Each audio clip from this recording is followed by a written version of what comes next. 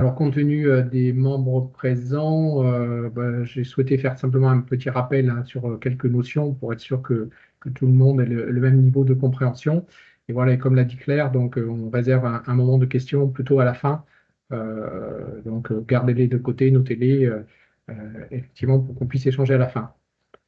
Donc voilà, et ce webinaire, c'est la première série d'une série de 5 dont on communiquera les dates pour les prochains. On vous partagera bien sûr aussi l'intégralité des présentations a posteriori. Donc, concernant l'empreinte carbone des élevages laitiers, donc vous savez que donc on mesure l'empreinte carbone d'un élevage laitier à partir de trois gaz à effet de serre, donc le CO2, le dioxyde de carbone, hein, qui est plutôt lié à la combustion des énergies, le méthane, qui est lié à la fermentation des aliments et à la gestion de la matière organique dans les déjections, le protoxyde d'azote, donc plutôt lié à l'utilisation d'engrais, à la fertilisation et un peu aussi aux déjections. Et donc, Joël, on est... Oui. Joël, attends, excuse-moi. Il y a quelqu'un qui voit pas, François ne voit pas le diaporama. Est-ce que les autres, vous le voyez? Oui, c'est bon. Oui, c'est bon pour moi. Oui, c'est Ouais. bon, moi aussi. Ah, Oui, c'est bon. François, Oui, donc c'est du bon. coup, Oui, moi j'ai un écran blanc là, donc je sais pas ce qui se passe. Soit c'est un problème de débit, j'en sais rien. Et je ne vois pas le diaporama.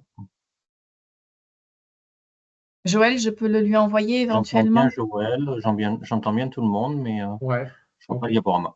Je sais pas pourquoi. Est-ce que je peux arrêter et repartager éventuellement? Bon, on va voir si ça résout le problème. Je vais redémarrer et repartager. On va voir si ça va arranger les choses. Est-ce que... Est-ce que c'est mieux? Bah non, mais c'est pas grave, Non. on fera Ok. sans, hein. Bon. Désolé. Voilà, sur les trois gaz à effet de serre. Et ensuite, voilà, globalement, hein, les émissions de ces trois gaz, c'est en élevage laitier, c'est 59% du méthane, 22% du CO2, 19% du N2O. Et vous savez qu'il y a une convention donc, internationale, hein, selon les derniers rapports du GIEC, donc celui de 2021, où on retient des pouvoirs de réchauffement des gaz à 100 ans. Donc, c'est une convention internationale. Donc, même si, par exemple, en élevage, on est beaucoup concerné par le méthane, qui a une durée de vie courte, donc le CH4 est retenu comme un gaz ayant un pouvoir de réchauffement global à 100 ans de 27,2 fois plus élevé que le CO2 et le N2O de 273 fois plus élevé. Donc, on pourrait ramener ça à des durées de vie donc plus courtes, mais à ce moment-là, le méthane aurait un pouvoir réchauffant encore plus important. Donc, dans les différentes présentations, c'est bien sur ces données que l'on va qu'on va utiliser dans les diagnostics. Alors, François était sorti, on rentre. Voilà. Donc, quand on regarde ce que donnent l'ensemble des émissions de gaz à effet de serre dans un élevage laitier, donc nous avons un outil au niveau de l'Institut d'élevage qui s'appelle le CAP2R. Donc ça, c'est la synthèse des diagnostics réalisés à l'échelle nationale. Donc on a une empreinte carbone brute, donc des émissions ramenées en équivalent CO2 par litre. Donc, vous avez vu qu'il y a des coefficients selon le pouvoir de réchauffement. Donc ça, on tient compte de ces différents PRG pour calculer ces émissions ramenées en kilos d'équivalent CO2. Donc ce poste d'émission à l'échelle des élevages bovins laitiers français est de 1,01 kg d'équivalent CO2 au litre de lait, donc ramené là au litre de lait produit sur l'exploitation. Et puis on a possibilité de compenser une partie des émissions par du stockage. Donc là, en l'occurrence, on est à moins 0,15 kg d'équivalent CO2 lié au stockage, donc une empreinte carbone nette de 0,86. Voilà, donc ça c'est simplement un ordre de grandeur, mais ça permettra de se situer en Occitanie par rapport à ces chiffres-là.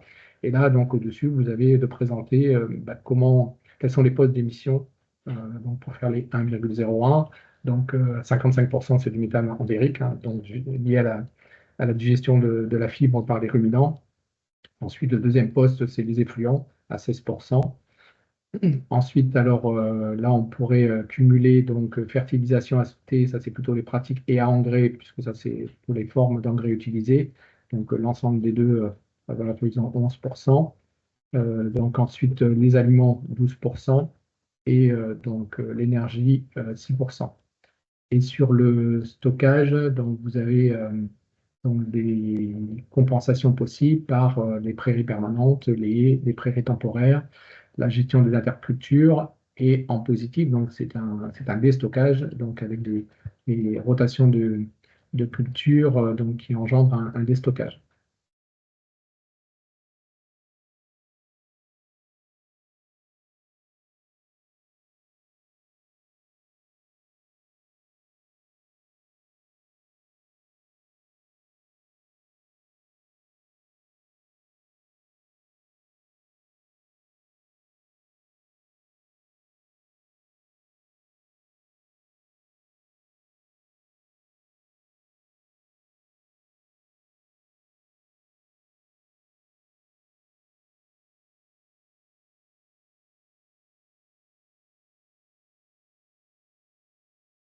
Je ne sais pas si c'est moi, mais j'entends plus rien.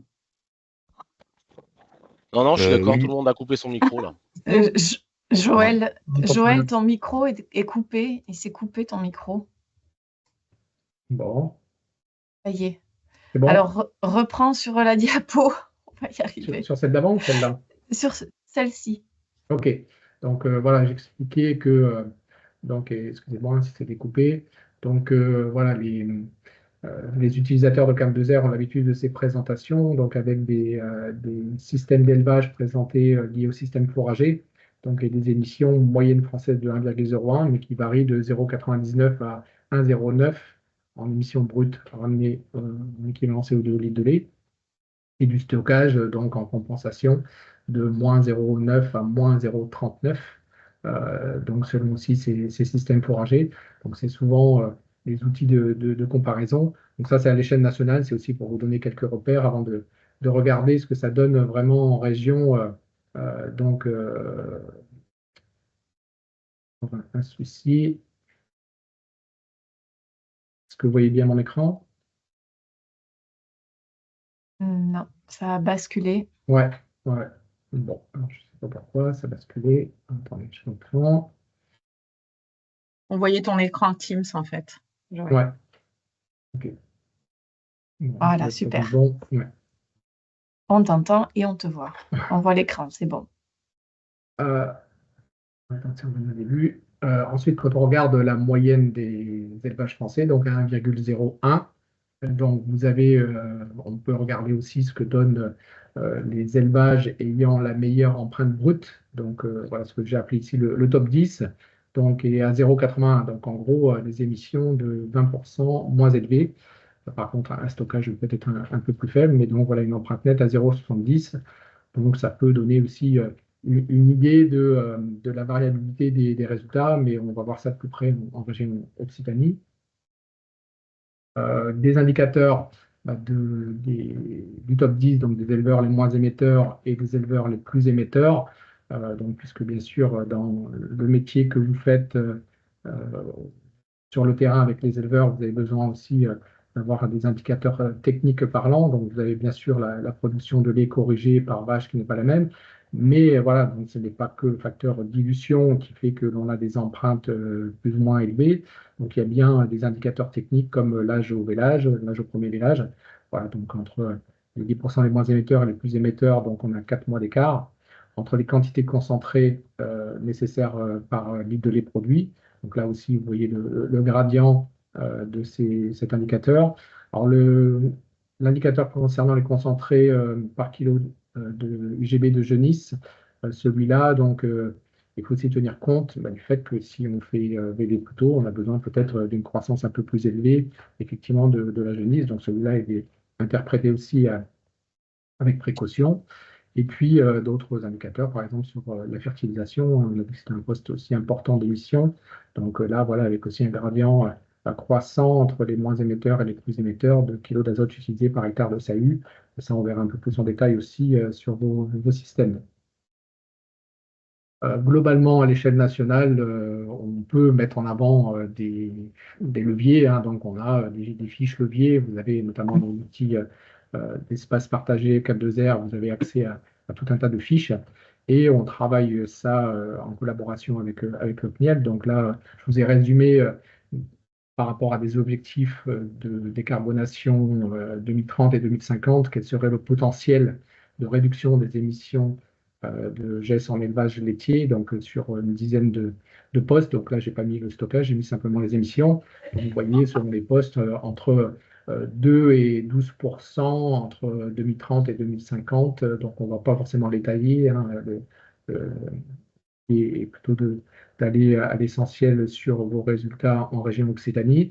Mais vous voyez un peu qu'on peut agir donc sur l'aspect sanitaire, pro, alimentation, donc effluent, fertilisation. Donc ça, c'est de manière assez classique, ça reprend les postes d'émission que l'on a vu tout à l'heure.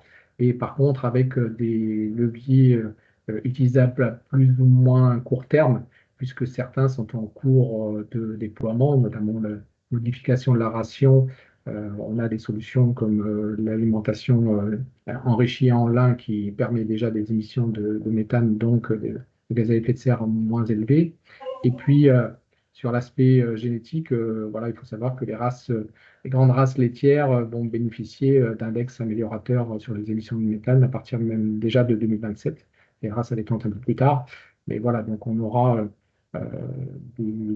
aussi des leviers de ce type-là qui vont être déployés à court ou moyen terme et des additifs alimentaires qui sont pour certains encore en cours d'expérimentation. Et vous avez bien sûr sur la quatrième colonne le coût de ces solutions, puisque c'est aussi le travail que vous faites au quotidien avec les éleveurs, c'est de pouvoir travailler sur l'évolution de leur système à condition que ça présente aussi un intérêt économique. Donc certains, bien sûr, puisque avec un coût neutre, c'est de l'optimisation de système, et puis d'autres avec un coût, par exemple sur la gestion des effluents, s'il y a une mise aux normes de bâtiments à faire, bah, c'est peut-être l'occasion aussi de réfléchir à quelle fosse on va utiliser et comment est-ce qu'elle va être couverte, comment on va gérer les effluents derrière, et en prenant en compte bien sûr tous les autres impacts qui sont liés à la mise en place de ces leviers. Alors, si on fait un focus maintenant sur les capes de ZER réalisés en Occitanie, donc j'ai retravaillé, donc c'est complémentaire avec ce qu'avait fait la Chambre régionale, notamment suite à la réalisation des bons diagnostics carbone. Donc là, moi, je suis reparti de la base des capes de ZER niveau 2 réalisés en Occitanie. Alors, sur les exercices 2018 à 2023, donc voilà, on n'a pas forcément gardé des plus anciens parce que bah, les exploitations ont bien sûr évolué. Et puis, j'ai gardé que le dernier diagnostic réalisé, puisque vous avez des éleveurs qui en ont eu plusieurs. Donc, j'ai gardé le plus récent de ceux réalisés, donc ce qui donne une base de données de 341 diag que j'ai analysé. Donc, ce qui représente une ferme moyenne de 105 hectares de SAU, 65 vaches laitières et 469 000 litres de lait produit, avec un assolement qui est composé donc, de 33,6% de prairies permanentes, 29,8% de prairies temporaires, 15,7% de maïs fourrage, 10 de culture auto-consommée, 9,4 de culture de vente, 1,4 d'autres fourrages. Voilà, donc ça c'est une moyenne. Bien sûr qu'à l'intérieur de cette moyenne, il y a une disparité aussi, une variabilité des systèmes de production. Donc c'est ce qu'on retrouve, qu'on a essayé aussi de recroiser avec les systèmes fourragers que l'on a dans la base nationale Cap de ZER, hein, donc les systèmes montagne herbagée, montagne maïs, plaine maïs, donc à plus de 30% de maïs, plaine de 10 à 30% de maïs et plaine herbagée. Donc là, vous avez la répartition donc en première ligne du nombre d'exploitations de ces 341 diag selon ces systèmes. Donc voilà, donc la suite de l'interprétation, donc j'insiste. Pour la suite de la présentation, donc j'interviendrai surtout sur les 3 premiers systèmes, puisque vous voyez pour plaine 10 à 30% de maïs et plaine herbagée, on a quand même peu d'exploitation. Donc j'afficherai les résultats, mais ils sont à relativiser compte tenu du nombre faible d'exploitations, notamment pour les plaines herbagées, où on peut avoir des résultats techniques interprétés un peu plus délicats sur un nombre faible d'exploitations. Bien sûr, lié à ces systèmes, donc vous avez une répartition du système fourragé différent et la proportion de prairies permanentes entre du montagne et herbagé et du plaine à plus 30% de maïs n'est pas la même. Donc, vous avez la présentation de ces indicateurs et aussi des indicateurs liés à la production laitière par exploitation. Donc, sur une moyenne de 469 millilitres, donc on va de 230 millilitres en plein herbagé à donc 575 millilitres en pleine plus de 30% de maïs et ramené à la production laitière par vache aussi. Et donc, voilà, une moyenne de 7711, mais avec une disparité de 4000 à pratiquement 8005 laits par vache, donc qui est aussi un facteur dont il faut tenir compte sur l'empreinte carbone ramenée au litre de lait produit, et notamment par exploitation, puisqu'on pourrait aussi calculer ça aussi à l'échelle de l'UGB ou de l'exploitation de l'hectare. Voilà, donc là, on va utiliser l'indicateur ramené au litre de lait. Donc, il faut savoir voilà, qu'aujourd'hui, on a 23% des éleveurs bovins laits d'Occitanie qui ont bénéficié d'un aussi 4.2R, donc ce qui est en dessous de la moyenne nationale. Donc, c'est aussi pour cela qu'on a souhaité organiser cette série de webinaires pour resensibiliser et retravailler avec les structures qui accompagnent les éleveurs. Alors, si on regarde ce que donnent les quelques indicateurs techniques par système fourrager, donc en reprenant ces 5 systèmes et le nombre d'exploitations en Occitanie qui ont été diagnostiquées. Donc là, vous retrouvez quelques idées qui peuvent nous amener à nous dire ce seraient des leviers techniques sur lesquels on pourrait travailler.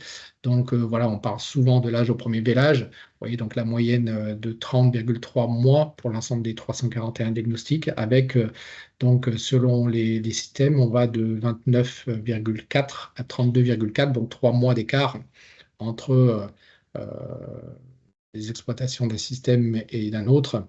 Donc voilà, donc sachant qu'on n'a pas forcément les mêmes races, bien sûr aussi, mais ça donne une petite idée déjà des marges de progrès, des leviers qu'on pourrait actionner, puisque notamment celui-là est souvent cité par les éleveurs, on le verra un peu plus loin. Donc voilà un peu la variabilité déjà entre systèmes. Le concentré par gramme en litre de lait. Donc vous avez là aussi donc une variabilité de 185 grammes à 283 grammes, donc presque 100 grammes d'écart par litre de lait produit. Donc sur les concentrés, une moyenne de 256. Donc là aussi, on peut bien sûr aller un peu plus loin, mais là aussi, ça donne une idée de la variabilité de ces résultats techniques. On ne va pas forcément tous les détailler, mais ce qui sont importants, notamment sur l'alimentation, vous avez aussi l'autonomie protéique, puisque quand on est en système laitier, on dépend quand même aussi de l'achat de protéines à l'extérieur, surtout quand on a du maïs fourrage dans la ration. Et donc, vous retrouvez justement là l'écart d'autonomie protéique pour les systèmes à plus de 30% de maïs, qui est à 58%. Alors que des systèmes très herbagés vont jusqu'à 78%. Mais donc, voilà, quand on est tributaire d'achat de protéines à l'extérieur, là aussi, un levier qui pourrait être actionné. Et puis, sur la partie fertilisation, vous avez la répartition d'utilisation d'azote minéral et d'azote organique par hectare de SAU lait et par système. Donc là, donc, ça dépend bien sûr de la productivité aussi des surfaces fourragères. Donc, on va plus ou moins intensifier les pratiques en fonction des systèmes et des rendements attendus. Donc, vous avez aussi donc une pression plus ou moins forte d'azote sur les hectares de SAU lait selon les systèmes. Et là, dans le diagnostic niveau 2, je vous rappelle pour ceux qui l'utilisent, donc c'est bien à l'échelle de l'exploitation. Donc ce qui est délicat pour les conseillers, c'est aussi de bien gérer cette répartition d'utilisation d'azote, notamment organique, sur les différentes surfaces, puisque vous pouvez avoir aussi des grandes cultures de vente. Donc on pourrait être tenté de favoriser les grandes cultures de vente pour avoir des rendements plus importants au détriment des surfaces liées à l'élevage, avec un appauvrissement en matière organique dont les effets se voient à plus longue échéance. Le poste énergie, donc carburant, électricité, avec là aussi des des variations entre systèmes. Vous pourrez les regarder à tête reposée avec le diaporama que je vais vous envoyer. Et là, qui est aussi interprété, donc vous avez des écarts entre systèmes d'utilisation d'énergie, que ce soit par hectare de SAU en carburant ou en kilowattheure par millilitre, mais qui sont liés bien sûr là aussi aux pratiques, puisque quand on a des cultures, notamment de récolte de fourrage plus importantes, donc ça nécessite plus de travail du sol, donc un peu plus de consommation de carburant. Voilà, donc il faut relativiser tous ces indicateurs-là, mais ça donne toujours pareil, comme je vous le disais avant, des ordres d'idées de grandeur par système pour pouvoir se comparer et éventuellement mettre en avant certains leviers.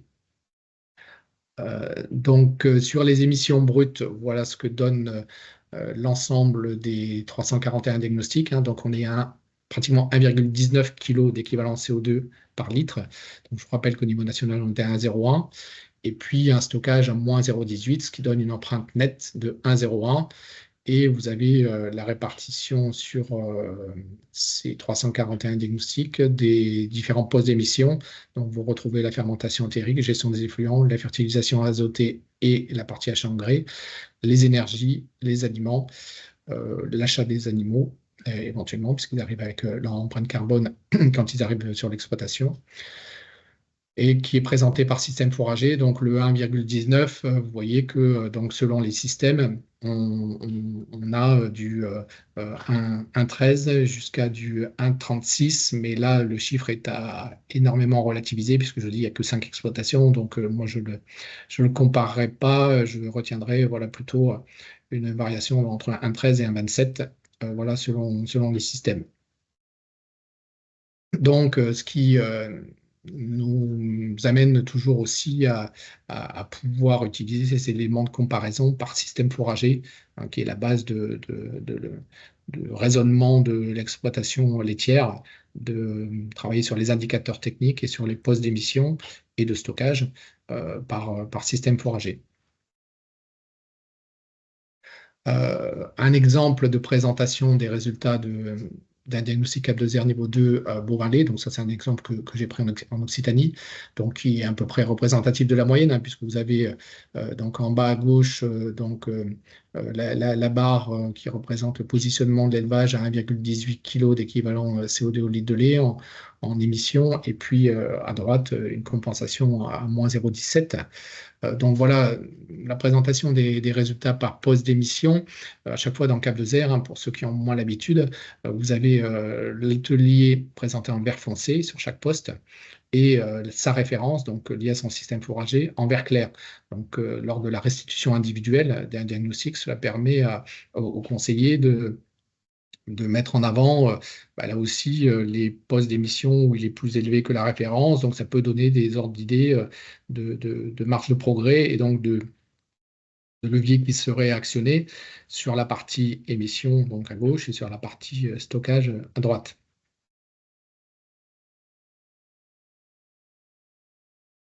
Alors, excusez-moi, ça va. Ça revient en arrière. Je vous présente simplement ici un nuage de points, donc avec en abscisse les émissions brutes, donc l'empreinte brute par élevage. Donc vous avez 341 points qui représentent les 341 élevages diagnostiqués en Cap2R niveau 1 en Occitanie, Beauvalet, et en ordonnée l'empreinte nette. Donc simplement pour, voilà, j'ai pris l'exemple d'une empreinte brute à 1,25 sur une empreinte brute à 1,25. Donc, si vous regardez l'ensemble des points qui se trouvent à peu près sur la verticale sur ce 1,25 d'empreinte brute, vous avez des empreintes nettes qui varient de 0,30 à 1,25. Donc, si on a une empreinte nette à 1,25, ça veut dire que l'exploitation ne compense rien, n'a pas de stockage. Ou avec du stockage et du déstockage lié à la rotation des cultures, donc en tout cas un bilan de stockage à 0. Et puis certaines exploitations qui ont une empreinte brute à 1,25, qui peuvent avoir une empreinte nette à 0,30, donc ça veut dire qu'ils compensent à moins 0,90, donc qui compensent largement leurs émissions. Donc voilà une dispersion des résultats empreinte brute et empreinte nette. Alors c'est pas spécifique à l'Occitanie, hein, c'est des résultats que l'on retrouve de manière générale un peu partout. Bon, l'échelle n'est pas forcément la même, mais voilà pour aussi vous expliquer que les travaux à mener sur les leviers sont par système, plutôt par système fourragé comme on l'a vu avant, mais aussi bien sûr à l'échelle individuelle, puisque en fin de compte, ce n'est pas parce qu'on a une empreinte brute à 1,25 qu'on a automatiquement une empreinte nette de 1, par exemple. Voilà, il y a toute une variabilité aussi de résultats. Donc, à l'intérieur pour le même résultat, à l'intérieur d'un groupe d'éleveurs, on peut avoir aussi quand même des résultats très, très différents. Alors, quand on demande aux éleveurs lors des diagnostics, on leur propose des leviers, donc ça, c'est pas forcément ce qu'ils vont mettre en place, mais là, je voulais vous reprendre par famille de leviers ce qu'ils ont cité en priorité. Donc, il y a, là, c'est regroupé, hein, pour ceux qui ont l'habitude de faire des diag, il y a le choix 1, choix 2, choix 3. Donc là, j'ai cumulé l'ensemble de leurs choix. Donc, vous voyez les leviers troupeaux qu'ils citent en premier, donc sur l'âge au vélage, sur la production laitière, la longévité, la repro, qualité du lait, boiterie. Donc c'est quand même un trait assez classique.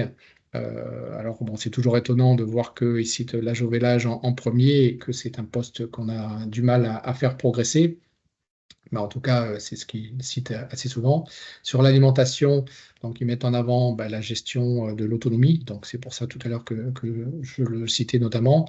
L'optimisation de la quantité de concentré, hein. Et puis éventuellement quelques leviers qui jouent sur l'origine de l'alimentation, avec par exemple voilà, remplacer du tourteau de soja par du colza, ou apporter des oméga 3, introduire des lipides, donc qui commencent à être cités. Sur les leviers surface, donc là, il y a un travail lié aux prairies temporaires, à la fertilisation, l'introduction de légumineuses dans les prairies, donc pour être plus autonome en protéines, acheter un peu moins de protéines extérieures. Et idem, donc travailler sur la teneur en matière azotée des fourrages. Introduire de la luzerne, valoriser le pâturage. Donc voilà, là aussi, c'est un ensemble de leviers qui est assez classique pour tous les conseillers qui accompagnent les éleveurs. En tout cas, c'est intéressant, là aussi dans une approche individuelle, de voir pour chaque éleveur ce à quoi il est sensibilisé, éventuellement qu'il serait prêt à mettre en place en termes de leviers. Et sur les leviers bâtiments, on retrouve quelque chose de classique, installer un pré-refroidisseur. Donc ça fait quand même très très longtemps que l'on en parle. Donc il y a encore pas mal d'éleveurs qui ne sont pas équipés, qui sont demandeurs. Et puis, alors produire de l'électricité, c'est un peu plus compliqué de le voir comme un levier de baisse d'émissions. Il voit surtout un intérêt économique, puisque notamment l'électricité produite en France étant essentiellement sur la base de nucléaire, dans le diagnostic CAP2R, donc à une faible empreinte carbone. Et puis, bon, tout le travail lié à la gestion des effluents, hein, donc sur la valorisation des déjections, la méthanisation, voilà, et les consommations d'énergie et l'autonomie en paille.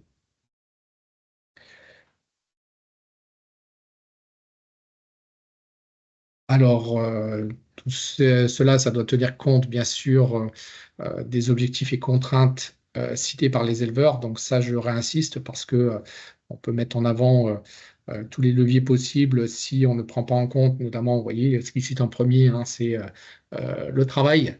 Donc, et la maîtrise des charges, donc l'économie.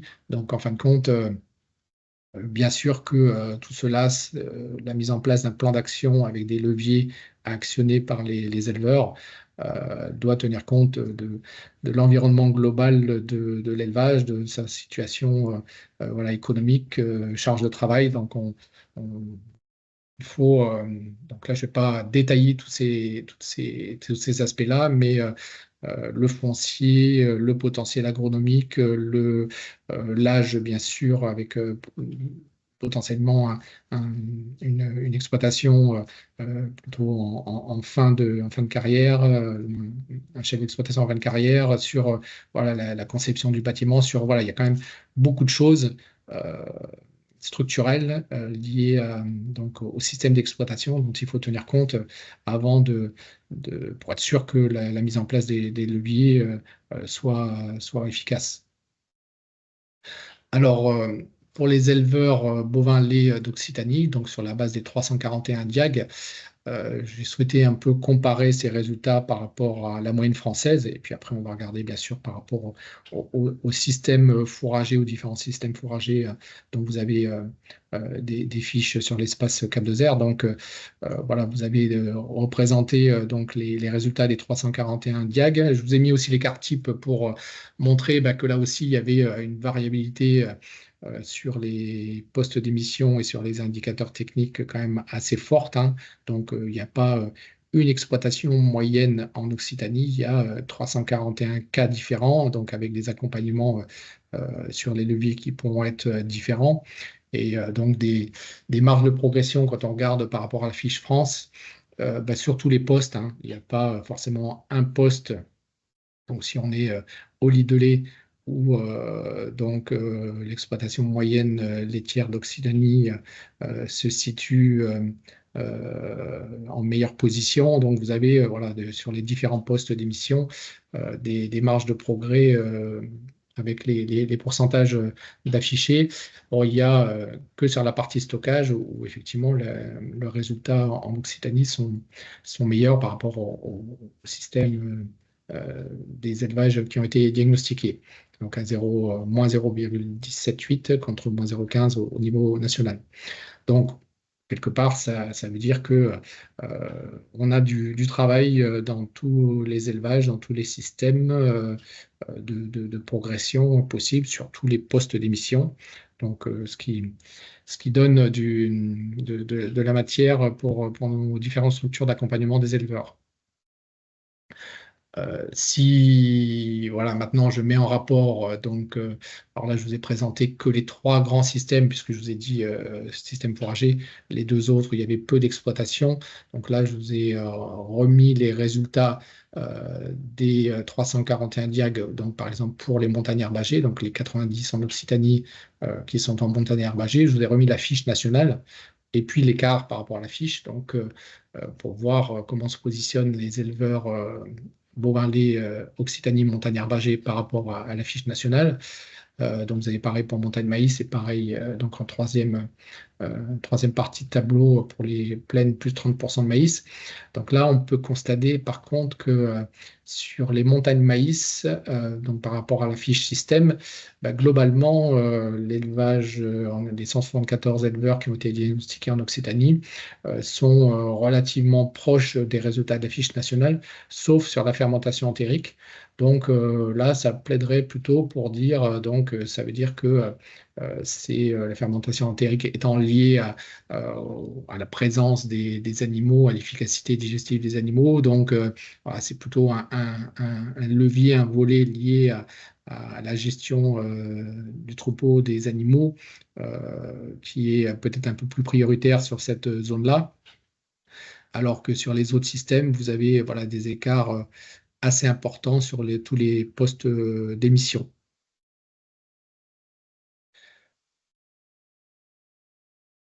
Là aussi, là c'était une comparaison des résultats des 341 diag par rapport aux fiches de référence Cap de Zère au niveau national, donc soit France, soit par système fourrager.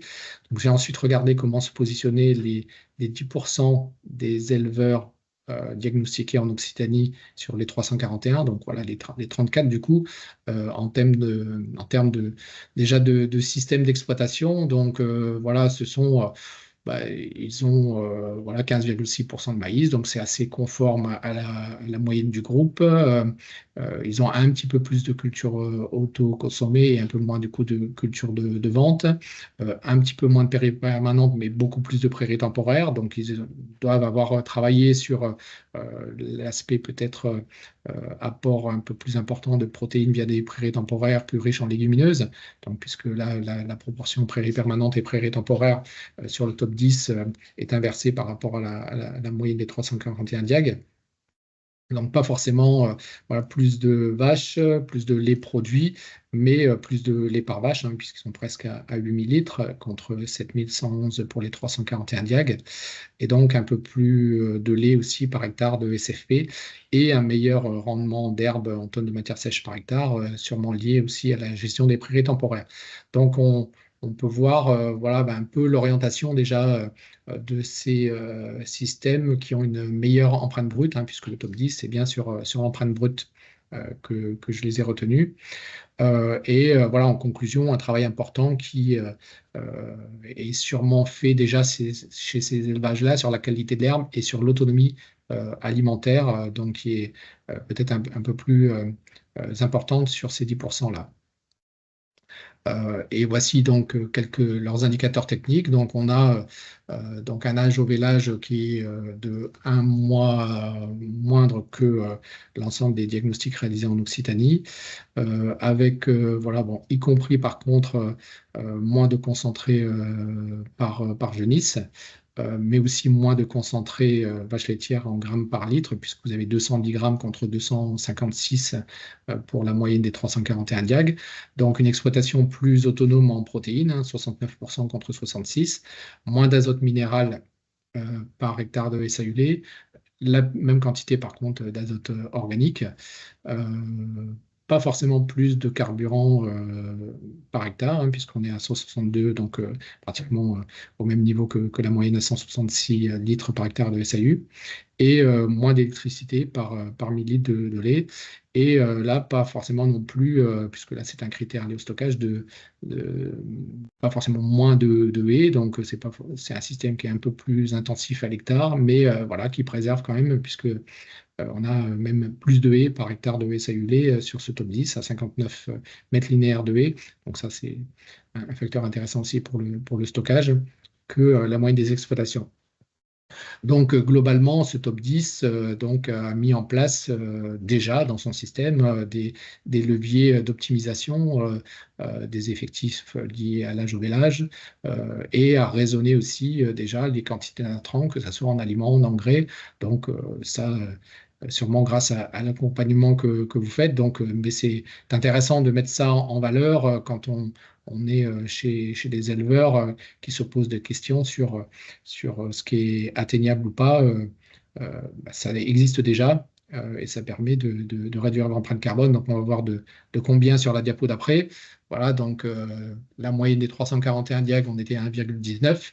Le top 10 est à 0,90, 91. Donc voilà, donc est à moins 23,7%.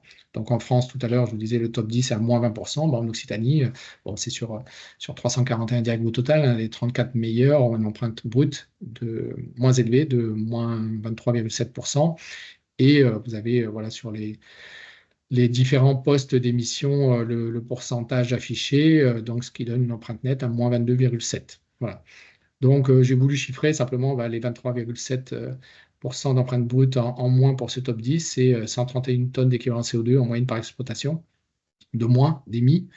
Voilà, donc, j'ai fait une analyse de ces données-là, donc j'ai bien sûr accès à tous les résultats individuels. Voilà, ce n'est pas lié à une zone spécifique, hein. Les 34 élevages sont situés dans 7 départements différents de la région. Donc, sachant que voilà, il n'y a pas eu forcément des diag dans tous les départements de la région, hein. Il y en a eu dans 11 départements de la région Occitanie, en Beauvais-lait. Et voilà, c'est top 10 est présent dans 7 départements différents. sur des diags, pas forcément les plus récents ou les plus anciens, sur l'ensemble de la période aussi. Donc voilà, pour montrer aussi que ce top 10 n'était pas lié à une année, puisqu'on peut avoir un effet année intéressant lors du diag ou une zone particulière.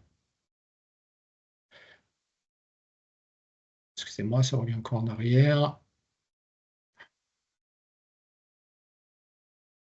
Voilà, donc avant de passer à la phase de questions, voilà, donc je vous rappelle pour ceux qui utilisent Cap2R, que vous avez l'espace de partage des contacts selon les problèmes que vous avez à la réalisation de diag. Et voilà, on a eu notamment une évaluation de différents outils par le dispositif Entract des outils d'accompagnement des éleveurs en changement de pratique. Et voilà ce que j'ai retenu dans cette conclusion de ce rapport, c'est voilà, que Cap2R reste un outil qui peut permettre de constituer une porte d'entrée dans des élevages qui ne bénéficient pas d'accompagnement et peut permettre de faire un rôle de sensibilisation aux enjeux sociétaux. Bon, surtout que là, je vous ai présenté les résultats de diagnostic de niveau 2, mais vous savez qu'il existe aussi un diagnostic simplifié de niveau 1. Bon, l'interprétation des diagnostics de niveau 1 n'aurait pas pu mettre en avant autant de leviers, donc là, j'ai voulu travailler sur les niveaux 2.